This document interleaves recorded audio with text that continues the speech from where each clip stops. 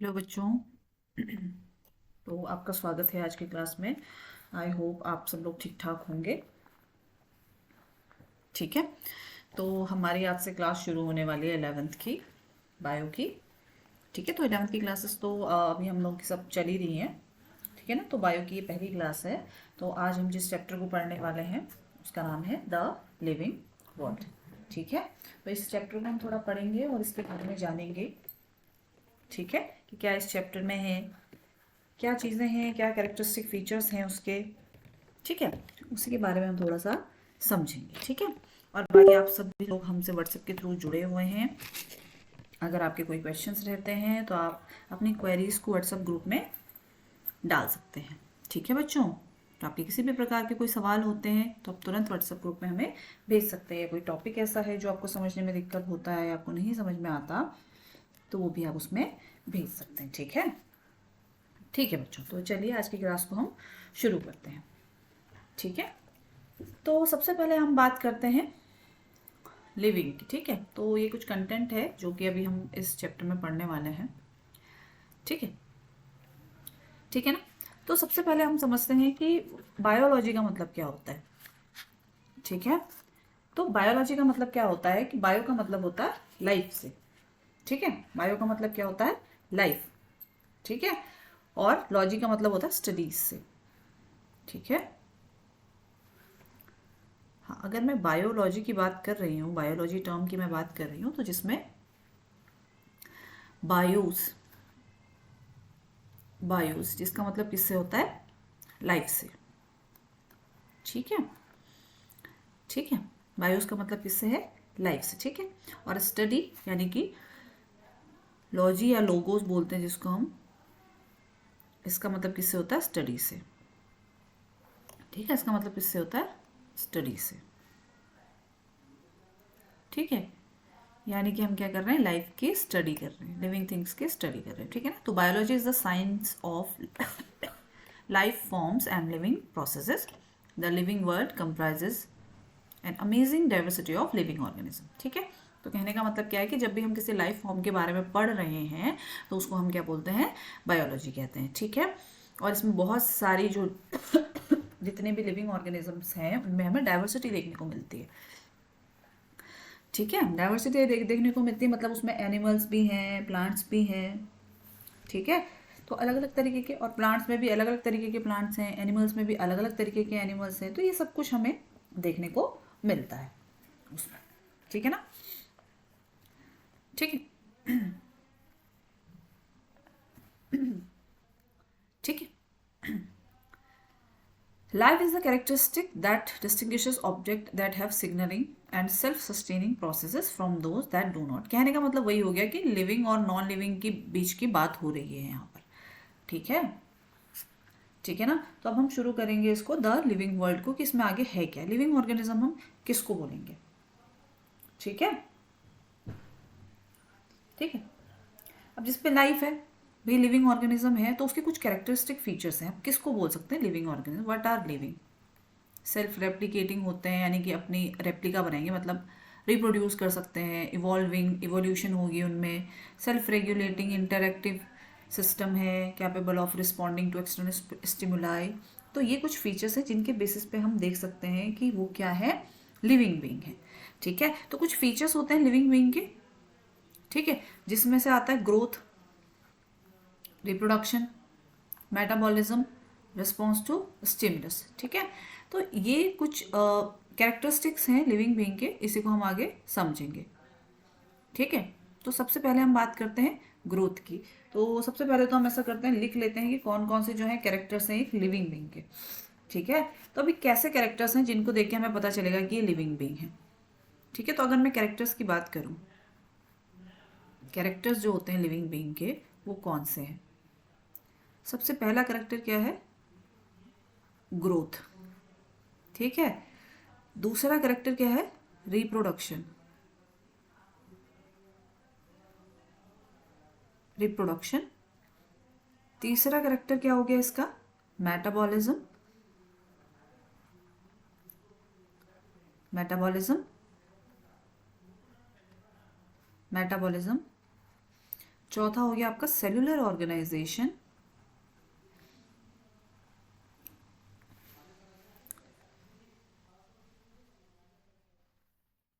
Sorry, अगला हो गया आपका सेलुलर ऑर्गेनाइजेशन। ठीक है, और नेक्स्ट आ जाता है आपका कॉन्शियसनेस। कॉन्शियसनेस, तो ये 5 कैरेक्टर्स हैं किसके, लिविंग बींग्स। हालांकि इनके अलावा और भी हैं। ठीक है, तो मेनली हम इन कैरेक्टर्स को पढ़ने वाले हैं। ठीक है, तो पहले हम बात करते हैं ग्रोथ की।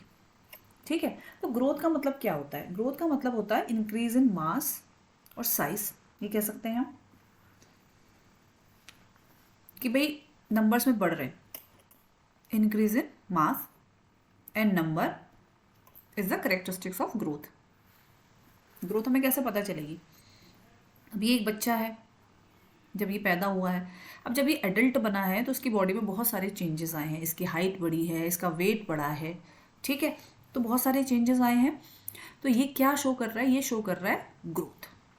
ठीक है, ठीक है। अब जो यूनिसेलुलर ऑर्गेनिज्म है और जो मल्टी सेलुलर ऑर्गेनिज्म है, ठीक है, जो मल्टी सेलुलर ऑर्गेनिजम्स हैं उनमें तो क्या होगा, सेल डिवीजन होगी, जिससे पता चलेगा हमें कि ग्रोथ हो रही है। ठीक है, ठीक है, ठीक है ना। और जो यूनिसेलुलर है उनमें भी हमें कैसे पता चलेगा कि ग्रोथ हो रही है? वो भी सेल डिवीजन से हमें पता चलेगा। ठीक है ना। अब अगर हम ग्रोथ की बात करें तो ग्रोथ में क्या हो जाता है कि 2 तरीके की ग्रोथ होती है। अब मैं अगर ग्रोथ की बात करूं तो इसमें 2 तरीके की ग्रोथ होती है। पहला कैरेक्टर हमने क्या ले लिया है, ग्रोथ। ठीक है, अब ग्रोथ कितने तरीके की है? 2 तरीके की है। ठीक है, हमने बोला 2 तरीके की ग्रोथ है, एक होती है एक्सट्रिंसिक ग्रोथ और दूसरी कौन सी होती है, इंट्रिंसिक ग्रोथ। ठीक है, एक होती है आपकी एक्सट्रिंसिक, एक्सट्रिंसिक, और एक होती है आपकी इंट्रिंसिक, इंट्रिंसिक। ठीक है ना। अब अगर हम बात करें एक्सट्रिंसिक ग्रोथ की और इंट्रिंसिक ग्रोथ की, तो इन दोनों में क्या डिफरेंस है? अभी ग्रोथ तो दोनों जगह है। ठीक है, यानी कि साइज बढ़ेगा, नंबर ऑफ सेल्स बढ़ेंगे। ठीक है, अब इंट्रिंसिक ग्रोथ का मतलब होता है कि इनसाइड द बॉडी। ठीक है, जो भी लिविंग ऑर्गेनिज्म है उसकी बॉडी के अंदर, inside the body of living organism. ठीक है, कि जो लिविंग ऑर्गेनिज्म है उसकी बॉडी के अंदर जो ग्रोथ हो रही है उसको हमने क्या बोला, इंट्रिंसिक ग्रोथ बोल दिया। ठीक है, अब एक्सट्रिंसिक ग्रोथ का मतलब क्या हो गया, जो बाहर की ग्रोथ है। ठीक है, फ्रॉम आउटसाइड। ठीक है, अब क्या हो सकता है, जो एक्सटेंसिव ग्रोथ होती है ये नॉन लिविंग में भी हो सकती है। ठीक है, जैसे बड़े बड़े रेत के टीले होते हैं या जो बड़े बड़े रॉक की जो पहाड़ होते हैं उसमें किस तरीके की ग्रोथ देखने को मिलती है हमें, एक्सट्रिंसिक मिलती है। ठीक है, यानी कि इसमें क्या होगा, अक्यूमुलेशन ऑफ मटेरियल हो जाएगा। इसमें क्या होगा, अक्यूमुलेशन ऑफ मटेरियल। इसमें क्या होगा, अक्यूमुलेशन ऑफ मटेरियल। ठीक है, अब कोई रेत का टीला है, पहले इतना था, थोड़ा और रेत आई उसके ऊपर, इतना बड़ा हो गया। मान लो कुछ भूस्खलन हो गया, कुछ हो गया, ये टूट गया, तो इतना हो जाएगा। ठीक है ना। तो एक्सटेंसिव ग्रोथ क्या होती है, इसमें एक्सटर्नल चीज़ें आती हैं, मतलब बाहर से चीज़ डिपॉजिट हो रही है। अब ये इतना था तो इसके ऊपर और सैंड डिपॉजिट हुई, तो ये इसकी जो हाइट थी, इसका जो साइज था वो क्या हो गया, बढ़ गया। ठीक है, अब किसी वजह से क्या हो गया, वहां पे लैंडस्लाइड हो गई या वो पहाड़ टूट गया, तो उसकी वजह से क्या हो गया, ये फिर से वापस से छोटा हो गया। ठीक है, इंट्रिंसिक ग्रोथ में ऐसा नहीं। इंट्रिंसिक ग्रोथ में चेंजेस क्या होते हैं, इंटरनली आते हैं, सेल डिवाइड करती है, उसके बाद नंबर बढ़ता है। ठीक है, अब दूसरी चीज क्या होती है, जो इंट्रिंसिक ग्रोथ होती है, जो इंट्रिंसिक ग्रोथ है वो क्या होती है आपकी, यूनी डायरेक्शनल होती है। ठीक है, जो इंट्रिंसिक ग्रोथ है वो कैसी है आपकी, यूनिडायरेक्शनल है। ठीक है, और जो एक्सटेंसिव ग्रोथ है वो कैसी होती है आपकी, बाई डायरेक्शनल होती है। और इंट्रिंसिक ग्रोथ होती है इरिवर्सिबल, इसको आप रिवर्स नहीं कर सकते, वो चेंज नहीं हो सकती। लेकिन जो एक्सटेंसिव ग्रोथ होती है रिवर्सिबल है, यानी कि पहले देखो छोटा था, फिर साइज बड़ा हो गया, फिर वापस से छोटा हो गया। ठीक है ना, एक्सटर्नल मीडियम पे डिपेंड है, तो ये क्या हो सकती है आपकी, रिवर्सिबल हो सकती है। ठीक है, ठीक है। हाँ, अब आते हैं हम अगले में। अब ये तो हो गई ग्रोथ की बात। अब ग्रोथ में अगर हम दूसरे टॉपिक उस पे जाएं, अब ये तो एक्सटेंसिव और इंटेंसिव ग्रोथ की बात आती है। अब एक होता है आपका डिटर्मिनेट और इनडिटर्मिनेट ग्रोथ, ठीक है। एक होता है आपका डिटर्मिनेट, दूसरा होता है आपका इनडिटर्मिनेट, इनडिटर्मिनेट ग्रोथ, इनडिटर्मिनेट, ठीक है। अब जो डिटर्मिनेट है इसको हम कह सकते हैं लिमिटेड, लिमिटेड, और इनडिटर्मिनेट का मतलब होता है अनलिमिटेड, अनलिमिटेड, ठीक है। यानी कि जो डिटर्मिनेट है वो क्या होगा, लिमिटेड ग्रोथ होगी जिसमें, ठीक है। अब एग्जांपल्स क्या हो सकते हैं, ये एनिमल्स। अब जो इनडिटर्मिनेट होते हैं अनलिमिटेड, अब ये हमें देखने को मिलता है मोस्टली प्लांट्स में, ठीक है, ठीक है। अब आते हैं हम, एक और टर्म आता है जिसको हम बोलते हैं डिफाइनिंग प्रॉपर्टी, ठीक है। डिफाइनिंग प्रॉपर्टी या डिफाइनिंग कैरेक्टरिस्टिक, ठीक है। डिफाइनिंग प्रॉपर्टी या डिफाइनिंग कैरेक्टरिस्टिक्स, डिफाइनिंग प्रॉपर्टी, ठीक है। अब डिफाइनिंग प्रॉपर्टी क्या होती है, डिफाइनिंग प्रॉपर्टी क्या होती है, डिफाइनिंग प्रॉपर्टी का मतलब होगा जो हमें सिर्फ लिविंग में देखने को मिलेगी, ठीक है। डिफाइनिंग प्रॉपर्टी का मतलब क्या होगा कि ओनली इन लिविंग, सिर्फ हमें लिविंग में देखने को मिलेगी, ठीक है। और कोई एक्सेप्शन नहीं होगा इसका, ठीक है, इसमें कोई भी एक्सेप्शन नहीं होगा, नो एक्सेप्शन, कोई एक्सेप्शन नहीं है इसमें। तो इसको हम क्या बोलते हैं, डिफाइनिंग प्रॉपर्टी। तो अगर हम ग्रोथ की बात करें तो क्या ग्रोथ जो है एक कैरेक्टरिस्टिक फीचर तो है लिविंग का, बट क्या ये डिफाइनिंग फीचर है लिविंग का? तो हमें कैसे पता चलेगा कि जो ग्रोथ है वो डिफाइनिंग फीचर है या नहीं है, ठीक है। क्या ग्रोथ सिर्फ लिविंग में होती है? नहीं, ग्रोथ तो हमें नॉन लिविंग में भी देखने को मिल रही है, ठीक है ना। जो एक्सटेंसिव ग्रोथ थी वो हमें नॉन लिविंग में भी देखने को मिल रही है ना। तो इसीलिए जो ग्रोथ है उसको हम डिफाइनिंग प्रॉपर्टी नहीं मान सकते, ठीक है। ग्रोथ को हम डिफाइनिंग प्रॉपर्टी नहीं मान सकते हैं, ठीक है, ठीक है। अब दूसरा आ जाता है रिप्रोडक्शन के ऊपर। रिप्रोडक्शन, अब हाँ एक चीज और है कि जो हाँ ठीक है, चलो कोई नहीं, अभी आ जाएगा, इसी में आएगा वो। अब दूसरा हम आते हैं रिप्रोडक्शन के ऊपर, ठीक है। तो रिप्रोडक्शन में हम सभी जानते हैं दो तरीके का रिप्रोडक्शन हम पढ़ते हैं, that is asexual,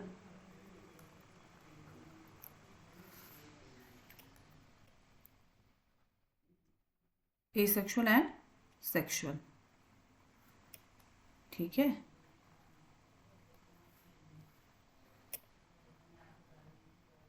and sexual reproduction, ठीक है, ठीक है ना, ए सेक्सुअल एंड सेक्सुअल रिप्रोडक्शन, ठीक है। अब वहीं अगर हम बात करें ए सेक्सुअल रिप्रोडक्शन की, तो ए सेक्सुअल रिप्रोडक्शन में क्या होता है कि जो गैमेटिक फ्यूजन है, जो फर्टिलाइजेशन है, वो उसमें इन्वॉल्व नहीं होता है, यानी कि गैमेट्स का फॉर्मेशन नहीं होगा, ठीक है। अब जैसे कि बडिंग के थ्रू हो सकता है, या स्पोर के थ्रू हो सकता है, फ्रेगमेंटेशन के थ्रू हो सकता है, ये सब किसके अंदर आते हैं, आपके ए सेक्सुअल रिप्रोडक्शन के अंदर आते हैं, ठीक है। और इसमें क्या होता है कि जो ऑफस्प्रिंग है वो पेरेंट की क्या होती है, एग्जैक्ट कॉपी बनती है, ठीक है।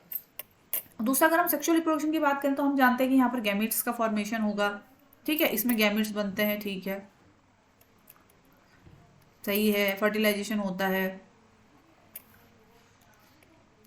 इसमें फर्टिलाइजेशन होता है, ये भी सही है। अब इसमें ऐसा नहीं है, इसमें फर्टिलाइजेशन नहीं होता, ठीक है, इसमें फर्टिलाइजेशन नहीं होता है, ठीक है। लेकिन सेक्सुअल रिप्रोडक्शन में फर्टिलाइजेशन होता है, ये हमें देखने को मिलता है, ठीक है ना। तो एसेक्सुअल और सेक्सुअल रिप्रोडक्शन में क्या हो गया, इसमें गैमेट्स फॉर्मेशन नहीं होता, फर्टिलाइजेशन नहीं होता, जो ऑफस्प्रिंग है वो पेरेंट की एग्जैक्ट कॉपी बनते हैं। लेकिन सेक्सुअल रिप्रोडक्शन में ऐसा नहीं है, इसमें गैमेट्स का फॉर्मेशन होता है, फर्टिलाइजेशन होता है, ठीक है। तो अब हम ये जानते हैं कि क्या ये जो डिफाइनिंग प्रॉपर्टी है होगी कि नहीं होगी, ठीक है। तो क्या रिप्रोडक्शन एक डिफाइनिंग प्रॉपर्टी है? रिप्रोडक्शन को हम डिफाइनिंग प्रॉपर्टी मान सकते हैं कि नहीं मान सकते हैं? तो हम पहले इसके पैरामीटर्स पे आएंगे। तो क्या रिप्रोडक्शन नॉन लिविंग में होता है, ओनली इन लिविंग? बिल्कुल सही बात है कि रिप्रोडक्शन सिर्फ लिविंग में होता है, ओनली इन लिविंग, कि सिर्फ हमें लिविंग में देखने को ही मिलता है रिप्रोडक्शन, बिल्कुल सही बात है।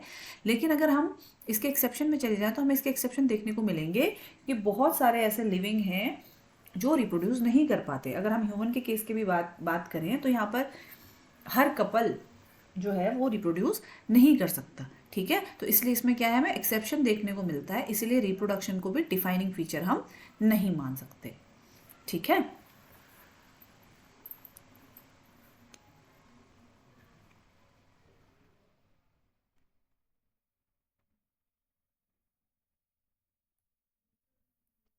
ठीक है, इसलिए रिप्रोडक्शन को भी हम डिफाइनिंग फीचर नहीं मान सकते हैं, ठीक है।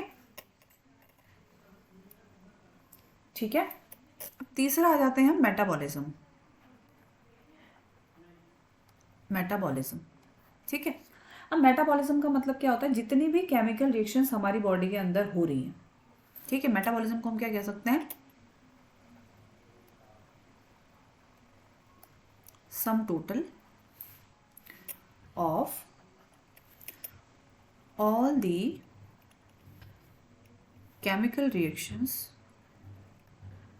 all the chemical reactions occurring in our body, ठीक है, occurring in our body, ठीक है। यानी कि हमारी बॉडी के अंदर जितने भी तरीके की केमिकल रिएक्शंस हो रही हैं वो सबको हम क्या बोलते हैं, मेटाबॉलिज्म बोलते हैं, ठीक है। अब सभी सेल्स के अंदर मेटाबॉलिज्म होता है, चाहे वो यूनिसेलुलर हो या मल्टी सेलुलर हो, ठीक है। कोई भी नॉन लिविंग मेटाबॉलिज्म नहीं शो कर सकता। क्या टेबल, चेयर, बोर्ड, वॉल, क्या ये सब मेटाबॉलिज्म शो कर सकते हैं? बिल्कुल नहीं, ठीक है। तो मेटाबॉलिज्म में क्या आता है, कौन सी एक्टिविटीज होती है मेटाबॉलिज्म में? एक होती है आपकी कैटाबॉलिक और दूसरी हो जाती है आपकी एनाबॉलिक, ठीक है। Catabolic activity and anabolic activities, ठीक है। अब वहीं अगर हम कैटाबॉलिक एक्टिविटी को देखें या एनाबॉलिक एक्टिविटी को देखें तो हम इसमें एक चीज समझ पाएंगे। अभी तो हमने बोला सम टोटल, यानी कि जितने तरीके की भी केमिकल रिएक्शंस हमारे अंदर हो रही हैं, ठीक है। अब कैटाबॉलिज्म में क्या होता है, कैटाबॉलिज्म में क्या होता है कि जो कॉम्प्लेक्स है, ठीक है, वो टूट जाता है अपने सिंपल सब्सटेंस में, ठीक है। कैटाबॉलिक में क्या होता है कि जो कॉम्प्लेक्स है वो सिंपल सब्सटेंस में टूटता है, ठीक है। कॉम्प्लेक्स मैटर ये ब्रेक डाउन हो जाता है सिंपल में, सिंपल सब्सटेंस में, ठीक है। वहीं अगर हम एनाबॉलिज्म की बात करें, ठीक है ना, वहीं अगर हम एनाबॉलिज्म की बात करें तो एनाबॉलिज्म में क्या होता है, जो सिंपल सब्सटेंस है वो मिलकर, जो सिंपल सब्सटेंस है वो मिलकर क्या करते हैं, कॉम्प्लेक्स सब्सटेंस बनाते हैं, ठीक है। कैटाबॉलिज्म में क्या होता है, जो कॉम्प्लेक्स सब्सटेंस होते हैं वो टूट के सिंपल कंपाउंड में टूटते हैं, और एनाबॉलिक में क्या होता है, जो सिंपल कंपाउंड्स हैं वो मिलकर कॉम्प्लेक्स सब्सटेंस को फॉर्म करते हैं, ठीक है। अब क्या होता है, अब जो कॉम्प्लेक्स मतलब जो कैटाबॉलिज्म है इसमें क्या होगा, क्योंकि इधर ब्रेक हो रहा है तो यहाँ पर एनर्जी क्या होती है, रिलीज होती है। और एनाबॉलिज्म में क्योंकि सिंपल से कॉम्प्लेक्स बनते हैं तो यहाँ पर ज़्यादातर एनर्जी क्या होती है, यूज होती है, ठीक है। तो अब क्या ये डिफाइनिंग प्रॉपर्टी है, क्या ये डिफाइनिंग प्रॉपर्टी है, ठीक है। तो क्या हम उसको डिफाइनिंग प्रॉपर्टी मान सकते हैं, डिफाइनिंग फीचर मान सकते हैं, ठीक है। हाँ, इसको हम डिफाइनिंग प्रॉपर्टी मान सकते हैं क्योंकि मेटाबॉलिज्म सिर्फ लिविंग में होता है, ठीक है। तो मेटाबॉलिज्म क्या है, डिफाइनिंग प्रॉपर्टी है, ये है डिफाइनिंग प्रॉपर्टी, ठीक है। डिफाइनिंग फीचर कह सकते हैं हम इसको। अब इससे पहले जो ग्रोथ एंड रिप्रोडक्शन था वो डिफाइनिंग फीचर नहीं था, ठीक है, क्योंकि ग्रोथ में क्या था कि वो नॉन लिविंग में भी हो रही थी, और रिप्रोडक्शन में क्या था कि वो हो तो लिविंग में रहा था लेकिन लिविंग में भी उसके क्या थे, एक्सेप्शंस अवेलेबल थे, ठीक है। अब मेटाबॉलिज्म की बात करें तो इसको हम डिफाइनिंग फीचर मानते हैं क्योंकि मेटाबॉलिज्म सिर्फ लिविंग में होता है, बिल्कुल सही, ओनली लिविंग में होता है। और दूसरी चीज, इसका कोई एक्सेप्शन भी नहीं देखने को हमें मिलता है, ठीक है, ठीक है। अब आ जाते हैं हम अगले फीचर की ओर, जो है आपका सेलुलर ऑर्गेनाइजेशन, ठीक है। अब हम बात करते हैं सेलुलर ऑर्गेनाइजेशन की, सेलुलर ऑर्गेनाइजेशन की, ठीक है।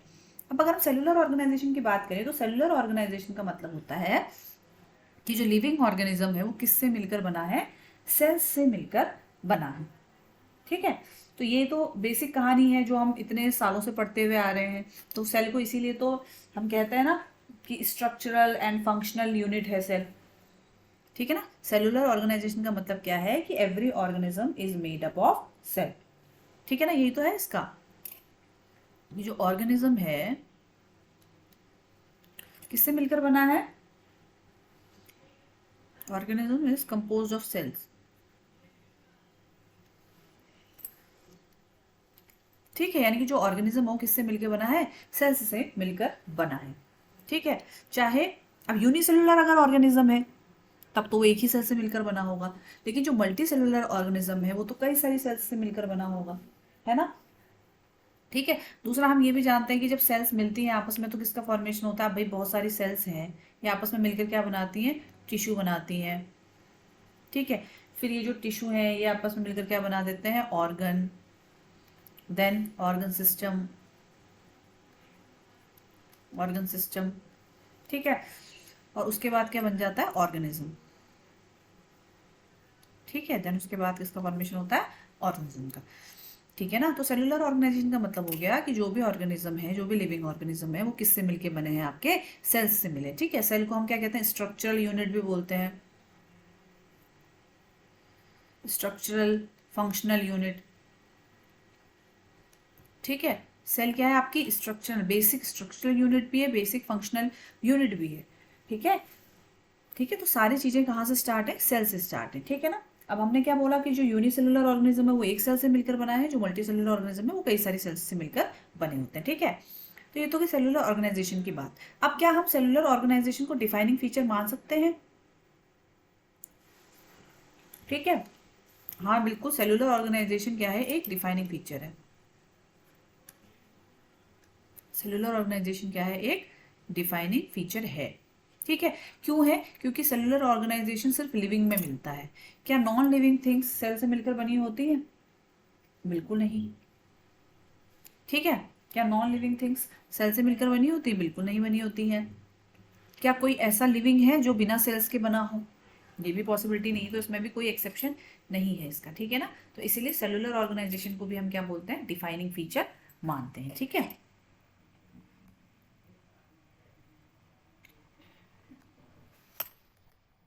अब अगला आता है आपका ग्रोथ हो गया, रिप्रोडक्शन हो गया, सेलुलर ऑर्गेनाइजेशन हो गया है,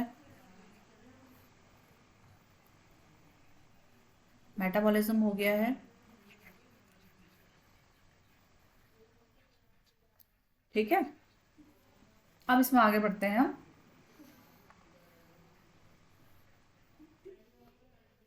ठीक है, अब आते हैं कॉन्शियसनेस के ऊपर।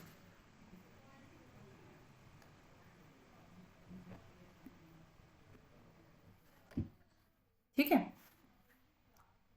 अब आते हैं हम कॉन्शियसनेस के ऊपर।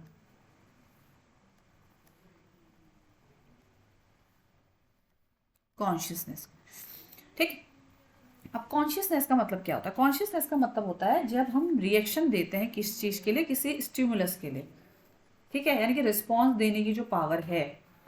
ठीक है, मतलब अपने एनवायरनमेंट को सेंस करके, कि हम अपने एनवायरनमेंट से चीज़ों को समझते हैं, उसमें देखते हैं कि क्या चीज़ें हो रही हैं, उसके अकॉर्डिंग फिर हम क्या कर रहे हैं? उसके लिए कोई रिस्पॉन्स दे रहे हैं। ठीक है, तो उसको हम क्या बोलते हैं? कॉन्शियसनेस। ठीक है, जितने भी एनवायरमेंटल फैक्टर हैं उसके लिए हम क्या कर रहे हैं? रिएक्शन शो कर रहे हैं। एबिलिटी अगर हम कॉन्शियसनेस की बात करेंगे तो क्या कहेंगे हम? Ability to sense the environment, ability to sense environment, अपने एनवायरमेंट को सेंस करना है, और जो भी रिस्पॉन्स है, जो स्टिमुलस है, उसके लिए क्या देना है? रिस्पॉन्स देना है। एंड रिस्पॉन्स, हाँ, respond and respond to stimulus, stimulus. ठीक है, यानी कि अपने एनवायरनमेंट को सेंस करना है, समझना है, और उसके बाद वो जो स्टिमुलस है उसके लिए हमें क्या करना है? रिस्पॉन्ड करना है। ठीक है, तो ये क्या हो गई हमारी कॉन्शियसनेस। ठीक है, ठीक है ना। तो चाहे यूनिसेलुलर ऑर्गेनिज्म हो या मल्टी सेलुलर ऑर्गेनिज्म हो, ये सब के सब क्या करते हैं, आपके जो भी एनवायरमेंटल कंडीशंस होती हैं उसके अकॉर्डिंग क्या करते हैं, रिस्पॉन्स देते हैं। ठीक है, जो भी स्टिमुलस है उसके लिए क्या देंगे, रिस्पॉन्स देंगे। ठीक है, जैसे फोटोट्रॉपिज्म है, ये सब इसके क्या है, एग्जाम्पल है। फोटो पीरियोडिज्म है कि मतलब उस समय पर फ्लावर खिलेगा, ठीक है, एक पर्टिकुलर टाइमिंग पे। तो ये सारे इसी के अंदर आते हैं। ठीक है, अब इसमें एक चीज़ आती है कि भाई ये डिफाइनिंग फीचर है या नहीं है। क्या कॉन्शियसनेस नॉन लिविंग में हो सकती है? बिल्कुल नहीं। कोई रिस्पॉन्स, नॉन लिविंग थिंग्स कोई रिस्पॉन्ड नहीं देंगी किसी चीज़ के ऊपर। आपने कोई स्टिमुलस लगा दिया, अगर चेयर को कोई सुई चुबा देगा तो चेयर उस पर कोई रिस्पॉन्स नहीं देगी, लेकिन हाँ हमें कोई सुई चुबाएगा तो हमारा रिस्पॉन्स जाहिर सी बात है उसके ऊपर आएगा, हम चिल्ला सकते हैं, चीख सकते हैं। ठीक है ना। तो ये कॉन्शियसनेस है जो सिर्फ लिविंग में मिलती है। बिल्कुल सही। तो क्या कॉन्शियसनेस डिफाइनिंग फीचर है? हाँ बिल्कुल, ये डिफाइनिंग फीचर है।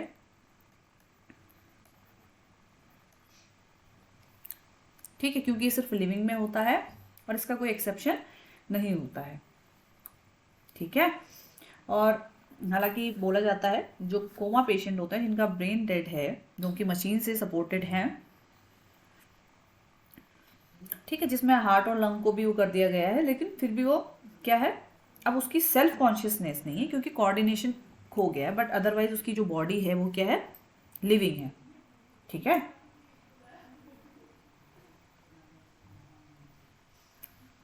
ठीक है, उसमें कॉन्शियसनेस तो प्रेजेंट है, बट हाँ उसका कोऑर्डिनेशन खत्म हो गया बॉडी के साथ। ठीक है ना, इसलिए कॉन्शियसनेस भी क्या है, डिफाइनिंग प्रॉपर्टी है। तो कहने का मतलब क्या हो गया, जो 5 प्रॉपर्टीज हमने पढ़ी है उसमें से ग्रोथ और रिप्रोडक्शन ऐसे हैं जो डिफाइनिंग प्रॉपर्टी नहीं है, क्योंकि उनमें एक्सेप्शन है, और वो जैसे ग्रोथ है वो नॉन लिविंग में भी होती है, इसीलिए उसको डिफाइनिंग प्रॉपर्टी नहीं मानते। बाकी उसके अलावा जो कॉन्शियसनेस है, मेटाबॉलिज्म है, सेलुलर ऑर्गेनाइजेशन है, ये तीनों ही क्या है, डिफाइनिंग फीचर्स हैं, डिफाइनिंग प्रॉपर्टीज़ हैं। ठीक है, तो ठीक है, ठीक है ना, इसलिए भी हमने बोला। ठीक है, जितने भी केमिकल रिएक्शंस होते हैं हमारी बॉडी में, वो सारी की सारी क्या होती है, मेटाबॉलिक एक्टिविटीज़ हैं। सभी में मेटाबॉलिज्म में देखने को मिलता है हमें, एनिमल्स हों, प्लांट्स हों या माइक्रोब्स हों। सेंसिटिविटी, जो अभी हमने बोला, कॉन्शियसनेस या सेंसिटिविटी। ठीक है, तो ये क्या करते हैं, अपने सराउंडिंग को सेंस करते हैं और जो भी स्टिमुलस होता है उसके लिए क्या करते हैं, रिस्पॉन्ड करते हैं। ठीक है, छुई मुई का पौधा, ठीक है, सबने छुआ होगा, आपने देखा होगा, छुई मुई के पौधे को टच करते ही क्या हो जाता है, उसकी पत्तियां क्या हो जाती हैं, क्लोज हो जाती हैं। ठीक है, तो वो भी क्या कर रहा है, टच के लिए सेंसिटिव है, रिस्पॉन्स दे रहा है। ठीक है, रिप्रोडक्शन, ठीक है, इसको हमने कहा था कि डिफाइनिंग प्रॉपर्टी नहीं है। ठीक है, तो इतना आपको समझ में आया होगा। अब आ जाता है difference between living and non living thing, कि क्या डिफरेंस है। ठीक है, हाँ तो ये कुछ लिखे हुए हैं कि भाई मूवमेंट शो करते हैं, ठीक है, ग्रोथ होती है। अब हालांकि इनमें नॉन लिविंग में ये सब चीज़ें नहीं होंगी। ठीक है, ग्रोथ की अगर मैं बात करूँ तो नॉन लिविंग में नहीं होगी, रिप्रोडक्शन की भी बात करें तो। अब ये यहाँ पर देखो ग्रोथ लिखा हुआ है, ग्रो और they don't show any growth. हाँ ये ठीक है, अगर हम इंट्रिंसिक ग्रोथ की बात करें तो लिविंग थिंग्स में इंट्रिंसिक ग्रोथ ही देखने को मिलेगी। नॉन लिविंग में जो ग्रोथ देखने को मिलती है वो कैसी होती है, एक्सटेंसिक ग्रोथ होती है। ठीक है, ठीक है, ये रिप्रोड्यूस हो सकते हैं, फील कर सकते हैं, ये टच के लिए रिस्पॉन्सिबल दे सकते हैं। ठीक है, तो ये कुछ डिफरेंसेस हैं इनके। ठीक है, अब अगला आ जाता है बायोडाइवर्सिटी। ठीक है, अगला टॉपिक क्या आ जाता है आपका, बायोडाइवर्सिटी। ठीक है, तो बच्चों आज की क्लास को मैं यहीं पर एंड कर रही हूँ। ठीक है, अब हम अगली क्लास में मिलेंगे जिसमें हम बायोडाइवर्सिटी और उसके बाद जो टेक्सोनॉमी है और जो बाकी चीज़ें हैं उसको हम अगली क्लास में करेंगे। ठीक है बच्चों, आई होप कि आपको आज का क्लास समझ में आया होगा। ठीक है, तो इस तरीके से आप ध्यान दीजिए, पढ़ते रहिए। ठीक है, थैंक यू।